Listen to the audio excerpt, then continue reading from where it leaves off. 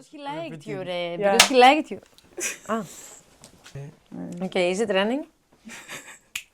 We put this in the bloopers afterwards, okay?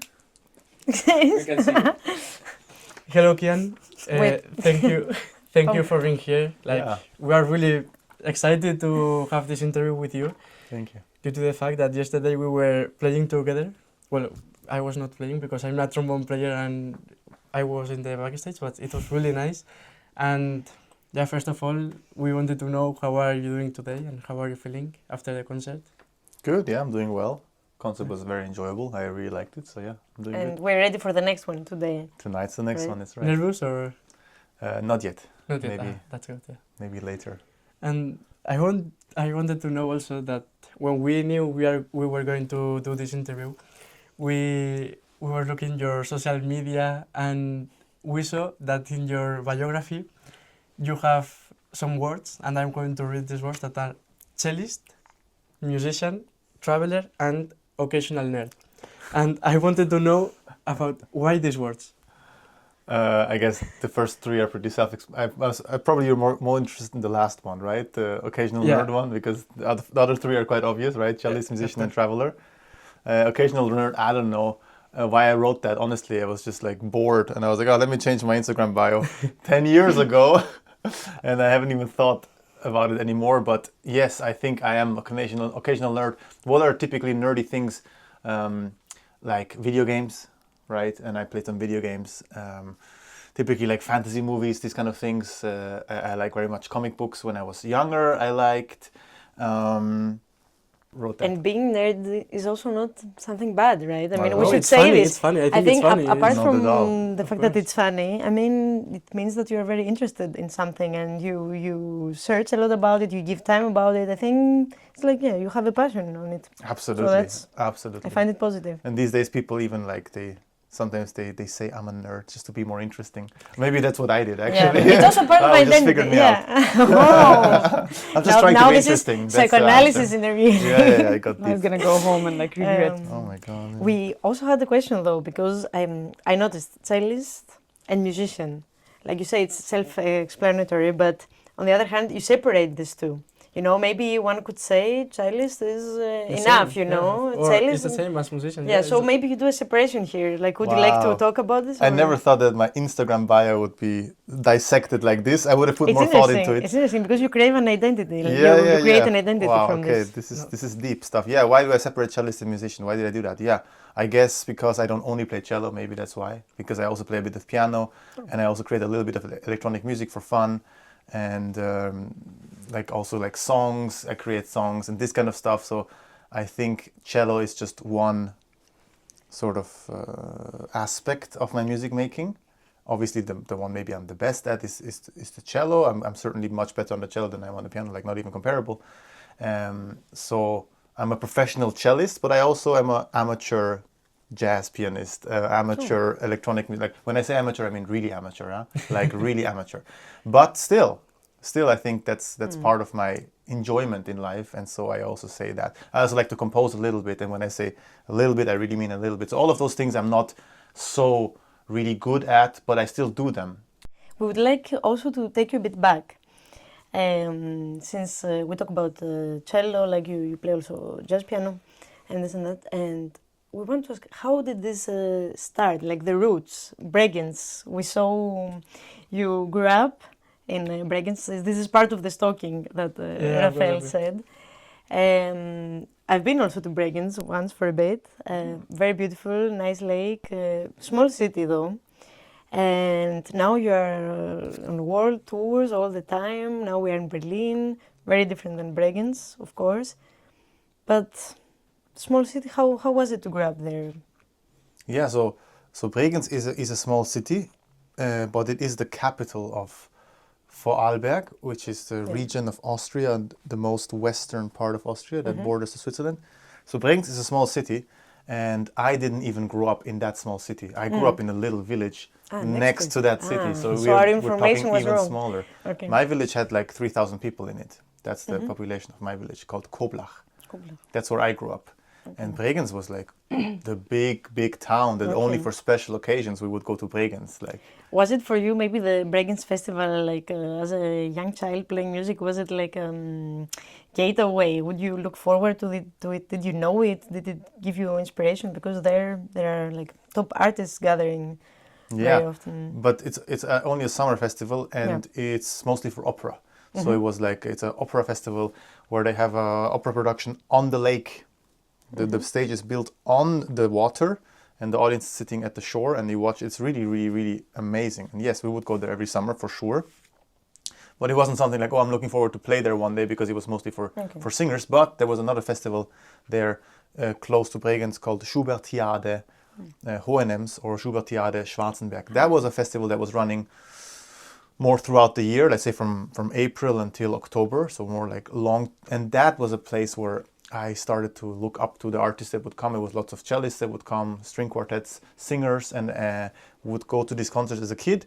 And then when I was old enough, as a teenager, I started to work there as a page turner, just to be able to hang out backstage with the artists. That was my way to sneak in and see how they prepare for concerts, how they are in rehearsals. So I started to work there for a couple of years as a page turner, and then eventually I get invited to play there as a performer after that. So that was a place that was great inspiration for me to hear all the great artists come through. Very interesting. So you got a lot of input. You heard probably also a lot about it. I went to lots of concerts, but also it was interesting to see how they rehearse and how they behave backstage, and Okay. And why cello and not other instrument?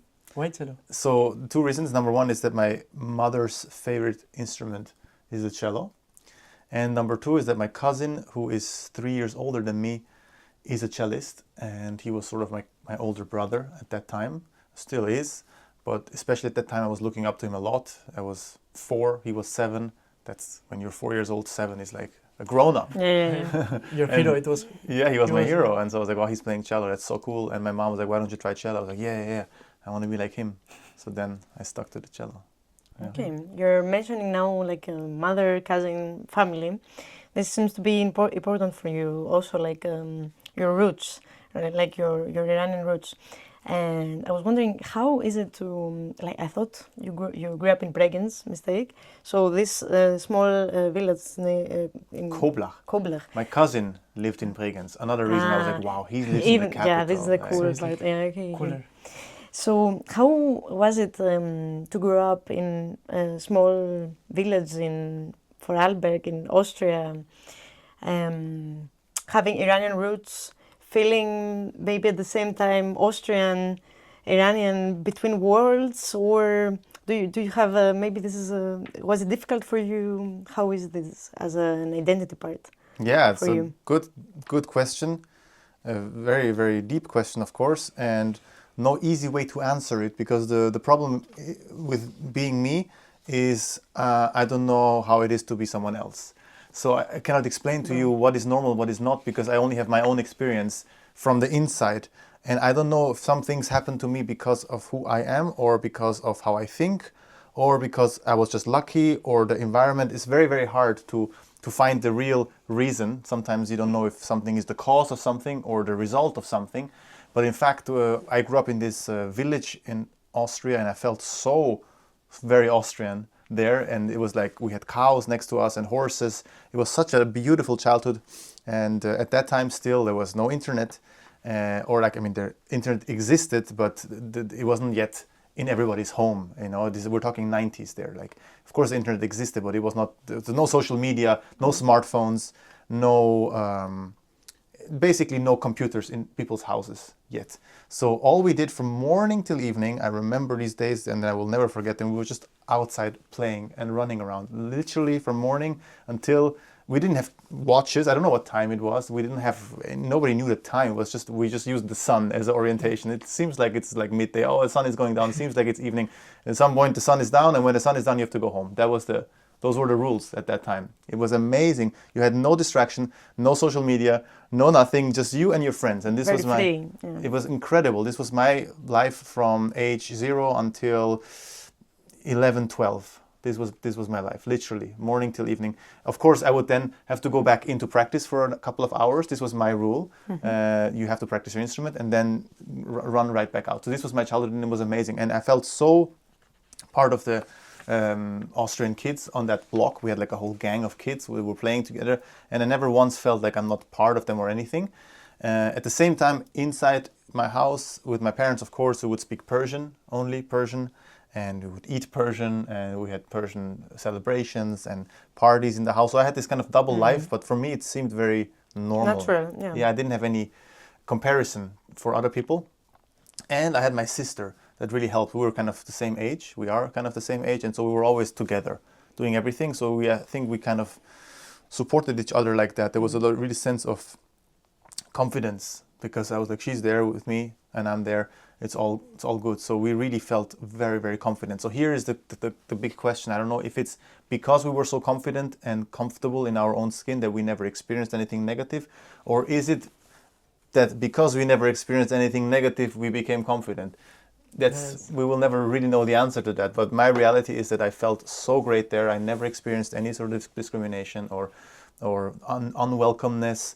But it was just also not even in my reality. We just acted like this. We are there and we belong there, and people just accepted that. So basically, embrace from both worlds. Absolutely. Right. Okay. And the Iranian music existed in the house as an influence, like, because you seem very, very well connected with it. I mean, also yesterday as an encore, you played the girl from Shiraz, which we all loved, by the way. We were on stage, and you made also this is fun fact, I think we have to mention, like, that you included the orchestra at this, and I found it as a cellist. Okay, as a trumpet player, I was not part of this. Okay, it can be like this, but they didn't know. We didn't know that we are gonna be part of this. He turned to us and he said to the cellist, "Yeah, guys, hold this B flat." The cellists, they all panicked, like, what do we have to do? So you included even the orchestra to the performance and to this encore and to the Iranian music in the end, which I really find amazing. So how is your connection to this, or where did it start?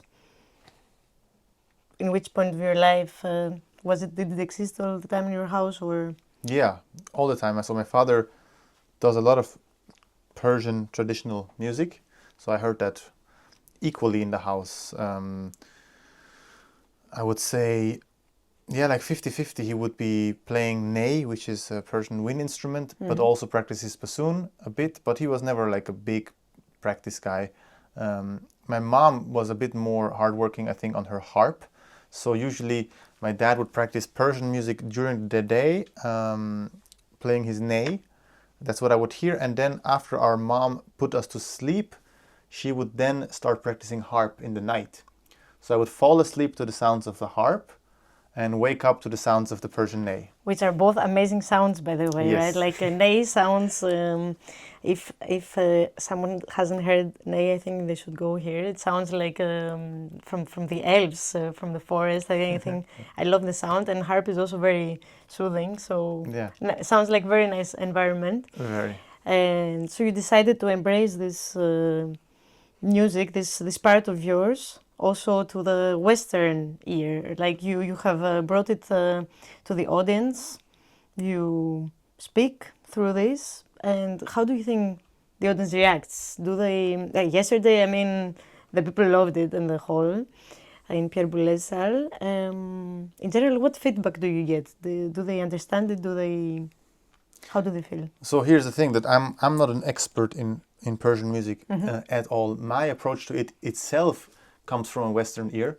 That's why I feel like I have a special, not only sense of responsibility, but also maybe a special sensitivity to be able to judge what the audience will respond to and what not, what is the language that works for them and what doesn't, because I myself am somehow the audience, you know what I mean? Like, I grew up here, I know what the Western ear is used to, because that's my ear, in fact. So if it's too abstract for me, then it's going to be too abstract for the audience. If I feel connected to it, I feel like the audience will feel connected to it as well. I use my own judgment as a judge, as I said, for this, because I myself approach Persian music from the perspective of a Westerner. So they can relate to you. They can That's relate very to the interesting. music through me. Through you. And that's a special position that I'm like the mediator. You become the projection of them Yes, also, because you yes. have the same kind of stance. I mean, Exactly. you're more exposed to it, but still, Yes. if you proceeded from the Western ear, they do too. Exactly. And so I'm in a unique position, I feel like, to communicate this music to the Western audience, because I'm the Western audience myself. And so when I do this Persian music, for example, The Girl from Shiraz, it's very Westernized. In fact, I asked the composer Reza Vali to compose it, to write it down for me. So this is not like a full-blown improvisation. You would ask a maybe Persian kemanche player. He would go on for 15 minutes. And he would do all the radifs, and he would then modulate it. And then probably some people would be like, okay, this is too much now. Like, not that this music is not great, it's fantastic. But you have to have a special mindset for it also. Like, if an Iranian audience would sit there, they would be like, please go on for 2 hours. But the Europeans have a different attention span, and we are European audiences are used to structure in music, form, build up, drama, development, re-exposition, all these Western tools that basically don't exist in a Persian folk music. The structures are completely different. It goes in modes, right? Again, I'm not the expert, but you have to have something to hold on to, right? So when I do present Persian music to audiences, I always try to do it through the lens of European. Actually, in fact, this weekend I have a concert with my father in Hamburg, and I'm playing Persian music again, and he's playing ney. We have a oud player, and we have a percussionist, and also a Persian fretless guitar player. But what we're not doing is we're sitting not down and improvising for 30 minutes, but I'm giving the concert a certain European structure, and with explanations, and also, so in a way that I present it in the way that I want to hear it, in the way that I wish I heard it. If I went to a concert, that's, as a Westerner, I would want to hear it like that. And that's how I present it. Of course, some people can be like, yeah, but that's not completely authentic. And they would be right. It's not completely authentic. It's not 100% pure Iranian music. But it's the best I can do with the position that I have. And I feel like this is my role in this. And if you want to hear the 100% authentic, real traditional Persian music, then you would have to go listen to somebody else, not me. I have this sort of Western approach to it, and it's almost like, I would say, a fusion between some styles. Yeah. But this is for sure a way to mediate it, I think. Like it's like a bridge for a Western ear that is not trained to this. I think that's why it's so loved from the audience. Yeah. So to your question, how's the response? Very positive. Yeah, I saw yesterday. I'm sure. Okay, very, very nice. But go and listen to the great Iranian like Kian. However, he himself, he's also very unique. Like, I just played with him now a tour for 2 weeks until a couple of days ago. Kian Kalhor is one of the great Iranian musicians. He plays kemanche, and he also has this very special approach, because he can do the ultra Persian thing where he can improvise for 30 minutes, but he also has this ability to bring the Western form to the audience, because I think he spent a lot of time in America. So he found that he did the opposite way that I did. He was born in Iran and learned the Western way later. First learned the Persian way. And I was born in Austria, learned the Western way first, and then found the Iranian way later. So then we meet exactly in the middle. He comes from this side, I come from this side, and then we meet like this. So he's kind of the opposite spectrum of me, but we're both trying to do the same thing when it comes to performing for a Western audience. So the perfect balance point. Yeah, of course. Somehow. Good combination. Yeah.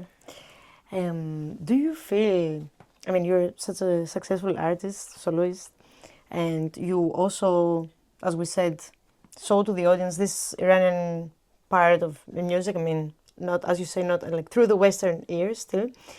Since Iran has been in the news lately, quite like everywhere, do you feel like you are also making a statement through this? Do you feel like it's your, not duty, but do you like represent, you make the audience, focus their eye on this a bit? Or how do you feel about it? Or is it a difficult topic for you too? I mean, difficult, of course, like for everybody, but do I feel a sense of responsibility and duty? Yes, the answer is yes. Yeah, your question was justified, and it is in fact so. So first of all, I am fully aware that I was born in complete and absolute privilege, right? I could have just been born somewhere else. My parents could have just never left Iran, and I would have not had the opportunities that I had growing up in Austria. And there's so much great talent in Iran that doesn't get the opportunities that they should get. Here, of course, this academy is one of those places where they do get those opportunities. That's amazing, but so many others don't. So I feel a great sense of responsibility to do the most that I can to represent Persian people in the best light as possible. I think we have a lot of negative headlines these days, and it's nice to bring some positive ones also. And so this kind of girl from Shiraz, of course, at the beginning, for example, of the protests, I would also always declare that this is dedicated to the protesters. Now it's a bit, everything's a little bit vague, so I don't know exactly how to address it on stage. So I just don't say anything because, like, I don't know exactly who I am supposed to dedicate it to, because I guess protests are not actively happening at the moment. Obviously, it's dedicated to the Persian people. That's obvious, and I think at some point it has reached now a place where it speaks for itself. It's kind of obvious when I say I'm playing a Persian folk song. I think you don't have to add too much words to it. It speaks for itself. The music speaks for itself. So I decided to just let the music speak for itself. But obviously, this is always a way to show homage to the Persian people. And yes, I do feel a sense of responsibility to bring this kind of music to concert halls where it's actually not so common to perform Persian music. In fact, it's very uncommon. And so I also composed or commissioned with Reza Vali, this great Iranian composer, these Persian folk songs for cello and piano, and I try to program it as much as I can, because there is no such thing as Persian classical composers that people perform. We don't have symphonies by Persian Iranian composers, like, it doesn't exist. So I try to do as much as possible to promote that kind of sound and that world in the classical concert halls. I feel like it's my responsibility. I work my way now into these halls, and I'm there, and now I'll just like secretly try to sneak in the Iranian music now that I'm in. You know, I feel like we missed the opportunity not to do that. It's definitely my responsibility. Speaking about sneaking your way into these big halls, so what would you say was like your big break as a soloist? Big break as a soloist. I didn't have that one moment. It didn't happen. I mean, some people have that, for example, then they jump in for some big soloist that cancels. I never had that one big break moment. For me, it was a one continuous growth, very, very slow, very organic. And it was a combination of different elements that came together over the course of, let's say, I think there was a period of 2 years where things just happened. In the same year, let's say 2 years, I did my debut with Barenboim as a conductor. That was the year 2015. Which was with Divan? With the Divan Orchestra at the BBC Proms. I played the triple concerto, and he was conducting. Beethoven triple concerto, exactly. That was that year. And then the same year I signed with my agency that I'm with now, and I also joined the Anne-Sophie Mutter Foundation, and also a year after that, in the same 2 years window, I signed with Deutsche Grammophon. So it all happened within 2 years, and when you combine all of those things together, that was, I think, the beginning of my sort of international career. I had concerts before, but some things switched after that, for sure. But did you always know you wanted to be a soloist? Was there any other career choices you might have thought about? Yeah, no, I didn't know. Definitely, in where I came from, this village, or this was not even a reality there, being a soloist. What does that even mean? Like, nobody there was a soloist. It didn't exist. Everyone was a music teacher. My parents were music teachers in schools, and I thought maybe I'll just join some orchestra one day, which is great, by the way. It's still a wonderful thing to do, and I actually, in fact, did join an orchestra, the West Eastern Divan Orchestra. And what I wanted to say is that there was many career paths that I had in mind, and joining a full-time professional orchestra was, for example, one of them. And in fact, I speak with my father now. These days we joke about it, and he also says that he thought you were very talented and everything, but then you would never be a soloist. And so he laughs now. He's like, I would have been happy if we would have just been in some orchestra, and me, I probably also would have been happy. But now this is the reality, and I'm also very happy with this. So can you tell us how you got into divan? Yeah, so Franz Helmerson, who is of course a professor here at this academy, he heard me in the finals of a cello competition in 2013 in Helsinki. And after that he called Barenboim because he was looking for a principal cellist for the divan, and called him and said, I have this guy who happens to have Persian Iranian roots, so it fits exactly the kind of the requirements. And then I got an invitation to audition. That was in the summer of 2013. I auditioned for Barenboim in Basel, I remember that. And that was just for the position of principal cellist. The audition went really bad, by the way. Oh, why? Because I sent a list of pieces that I had practiced around that time, because I had some recitals. I sent that list, and I gave it to Tabaret, who was the assistant of Barenboim at that time. And I don't know if Tabaret gave him this list or Barenboim just ignored it, but anyway, I came on stage, and on the list there was, there was Schumann, only chamber music pieces, by the way, because I had played recitals. So Schumann, Fantasiestücke was, or Adagio and Allegro, and Franck Sonata, and this and that. And then I came on stage, and Barenboim was like, okay, so play me some Bach. I said, the Bach, I didn't say it, I was thinking, Bach is not on the list. I said, oh yeah, what I prepared is this and this. Yeah, okay, cool, play me some Bach. Okay, so And I was like, okay, so I just pulled this out of somewhere. I played some Bach, I guess, but so bad because I hadn't practiced it. And then he was like, okay, good, now play me Dvorak Cello Concerto.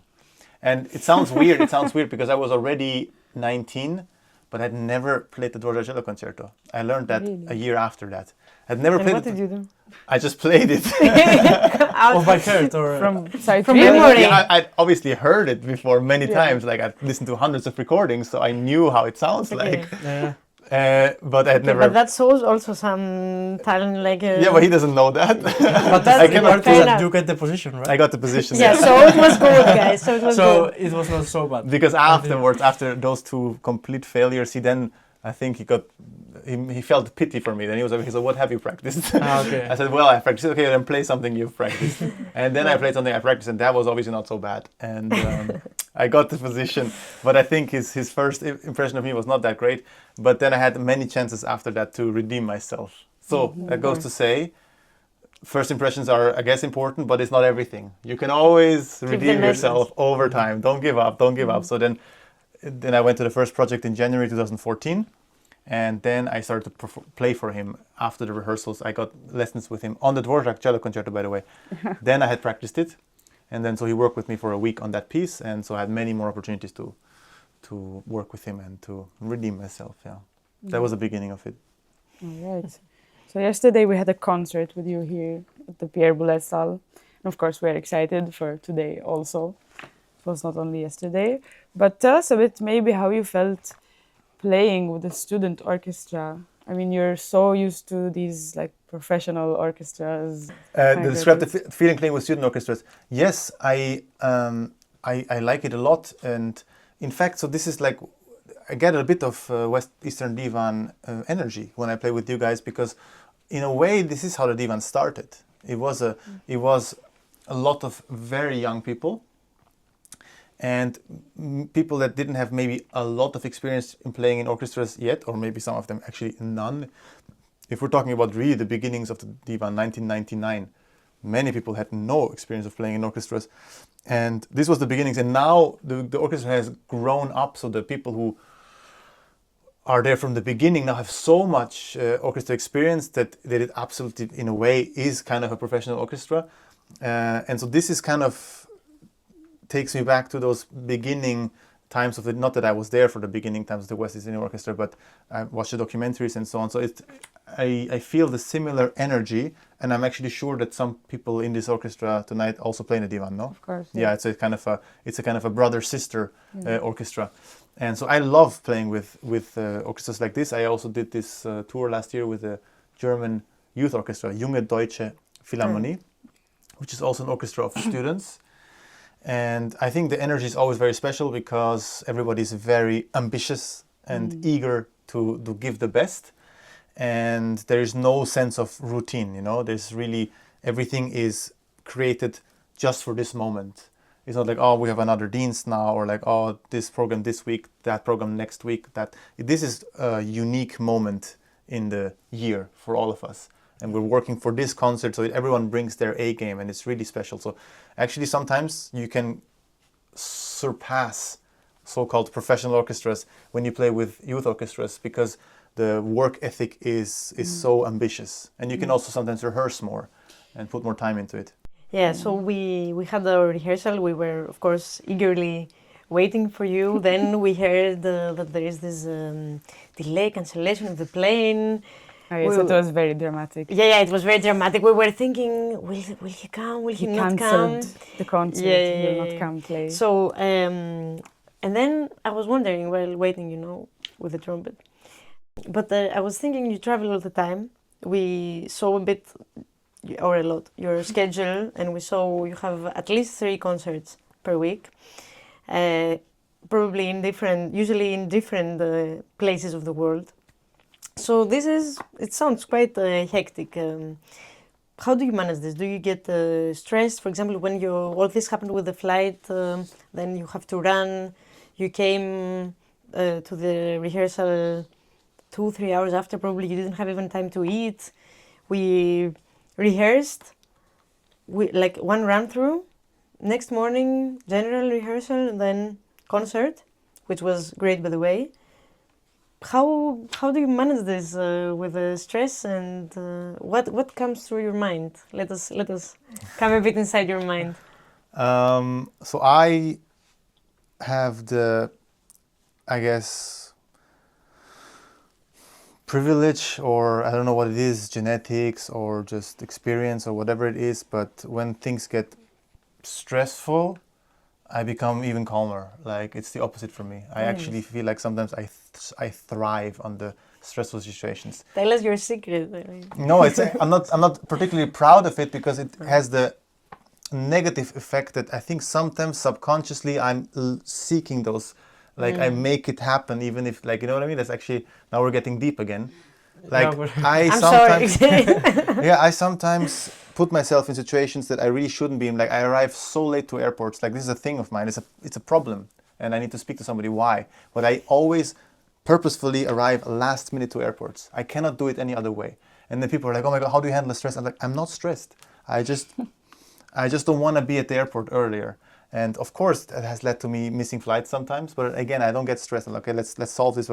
But now that have changed over the years. Now I do arrive a little bit earlier to airports. But if there is some kind of something that is not my fault, like the flight gets cancelled or this goes wrong, I just go into hyper problem-solving mode. Eckhart Tolle, do you know Eckhart Tolle? Eckhart Tolle says, accept every situation as if you had chosen it.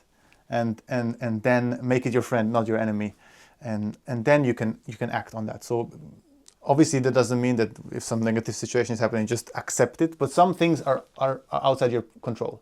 Everything that is it within your control, sure, try to make the best out of it. But some things are out of your control, and then I don't even bother with like why or like blah blah blah. Let it go, and find the solution. So this has happened quite a few times, that things don't go the way you think when you travel, and I just immediately go into problem-solving mode.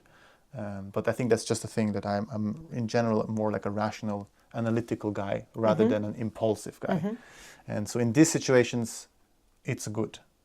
But in which situations is it bad? Yeah, I think as a lifestyle, it's no, really good. No. So and this I had to learn. Obviously, I'm not now bad at this anymore. But it took me lots of years to understand. When you speak with people, you have to understand which mode they are in, because I always assume people are in analytical mode, but some people are communicating with you on an emotional level, and I communicate back to them on a rational level, and this can lead to lots of conflicts. So I have not always been the easiest guy to be around because of this. I've gotten better, but you have to understand that not everybody is communicating on the same frequency as you are, and sometimes you have to meet them at their frequency. So you talk to me about something emotional and I try to solve a problem and you're like, this guy's not even listening. I understand. Okay. Yeah. Very interesting. Do you have the same mechanism also when it comes, for example, repertoire? Because again, looking at your schedule, I thought, okay, how is this guy managing? I mean, I guess you have a lot of pieces that you know now, you have played a lot of times, but I think you also have to put yourself in a different mindset and mentality to perform each different piece. And okay, yesterday we played the Schumann, today we're going to play Schumann concerto again. Then you said the next week you have in Hamburg, right? This weekend, yeah. Yeah, this weekend you have to play the Iranian music. How do you handle all these changes? Do you go again to the mode of, okay, not problem exactly, but situation, okay, I have to solve, I have to manage, I have to perform and attack.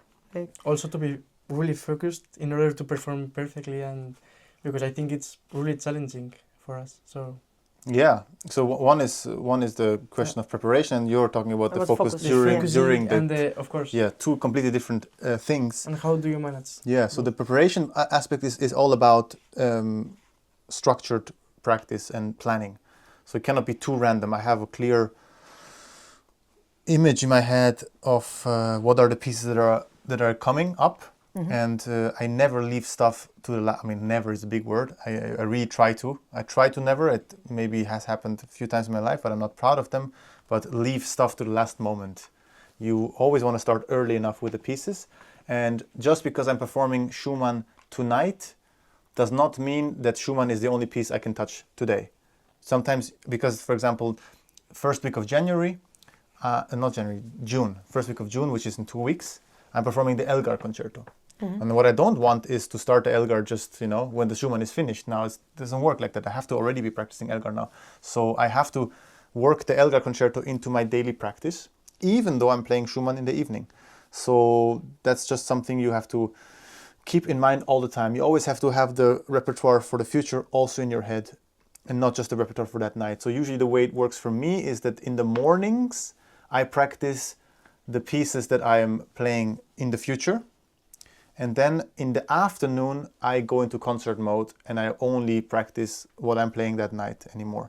So from after my afternoon nap, which I do always, I sleep, I will not, after I wake up, I'm in concert mode. I will not touch anything else anymore except the piece that I'm playing that night. And it's just playing it up and down and getting in the mood. But the morning is basically doesn't belong to that day. So I split up the day into 2 different days. The morning is not even concert day. The morning is just the morning. Oh, really? After my nap is concert day. And so then I make the repertoire. The nap helps you reset in a sense, right? Absolutely. You have a siesta and then another day. Spanish siesta. Exactly. And then it's like, it also helps you to be focused, and you go in this mood and then you play the concert. And after the concert, I suppose it's chill, and then you don't practice more, right? No, after the concert. Because if not, it would be every day. No, after concert, I cannot practice anymore. I'm done. The focus is gone also. But yeah, as far as focusing on the moment, that's of course a big topic in itself. And there's lots of different ways you can do that with meditation and breathing exercises, energy breathing, and just, exercises for your mind to focus on things, because the one thing that distracts you on stage is your own thoughts. It's literally the only thing, right? So once you get you are in charge of your own thoughts, once you realize that you are in fact in charge of your own thoughts, then you can try to direct them towards one specific thing. And that is the hard thing, of course, in doing on stage, staying focused. But it's the most important thing. Focus is in the end, it's all about focus on stage. It's less about how prepared you are, which of course you have to be prepared. But once you step on stage, it's too late now to prepare for something. So now you have to only focus on the focus. Yeah. And now for people that maybe see us that are not musicians, maybe they think that's a lot, like very nice, very beautiful, traveling though, missing flights, practicing in the morning, the different repertoire, then sleeping, then practicing the concert repertoire, focus, you read books, you train yourself, you direct your thoughts. It's a training that is, you train yourself as a whole to do this, especially at your level as such a successful soloist. So what is it, let's give a message, what is it about all this that we like? We like sharing the music. What is your favorite part about what you do? Obviously, the concert is my favorite part. If I could do just a concert and not practice, I would do that. I would definitely do that. I would skip the practice completely.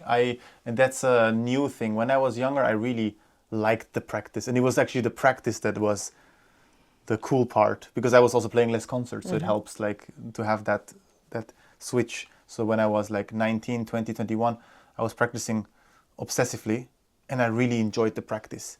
And now, for me, practice is really just concert preparation.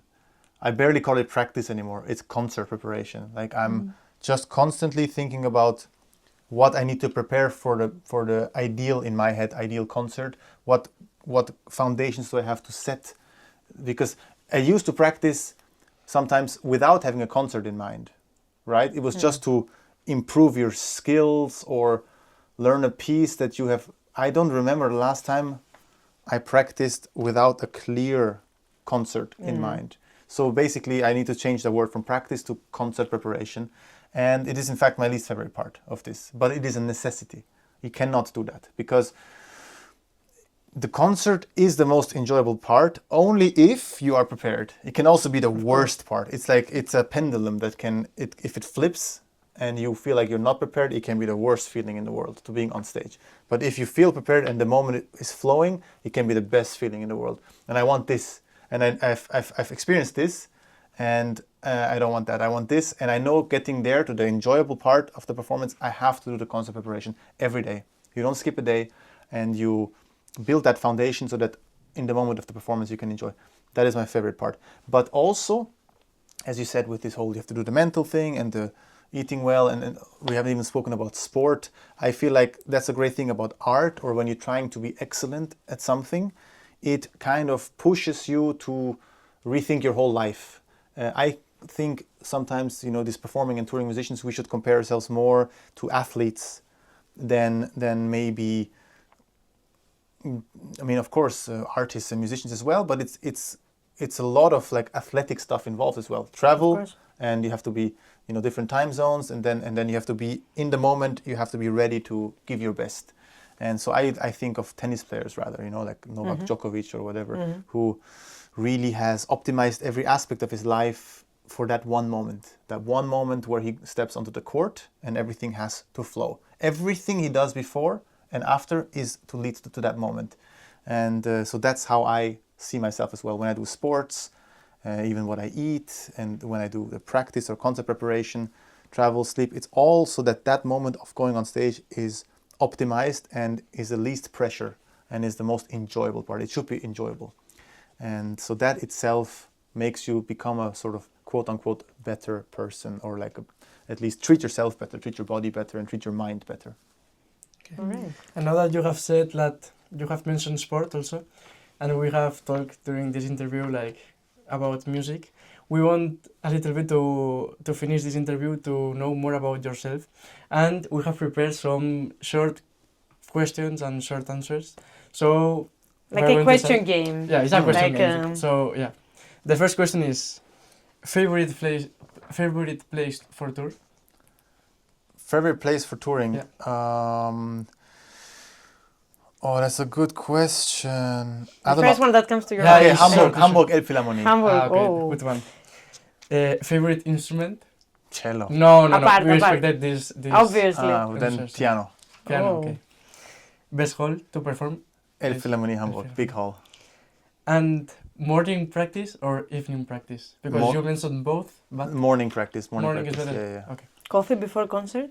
No, not before concert. So the last coffee I could have is around 4, maybe 5. But And beer after?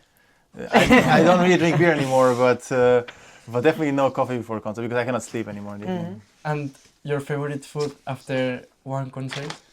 Imagine you finish one concert, your ideal concert.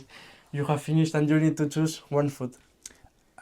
I tell you dessert, tiramisu. Like I'm obsessed with tiramisu. So if you can get me a good tiramisu, and I'm very picky with what is a good tiramisu, that will make me the happiest Okay. after a concert. Note this after the concert, guys. Yeah, of We're course. putting- After today's concert, one tiramisu.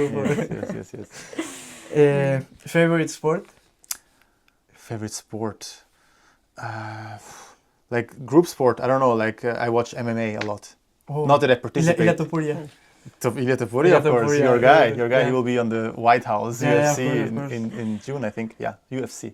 And to practice or to do? I just do I just do gym, so or CrossFit, let's say. Two is CrossFit or just strength training in general. And best place to live? Best place to live? Wow. Either Austria or Switzerland. Those two countries are, because I grew up there, Your Austria village. and Switzerland. Sorry? Your village, the best place My to live. village, yes. Koblach. And best vacation destination?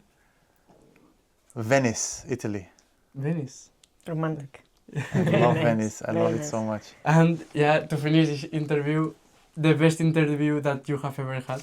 Oh, this one. Okay. Yes. Thank you. Thank you very much. Thank you for coming here, and we hope today we have a great concert. And Yeah, looking We forward. will. Yeah.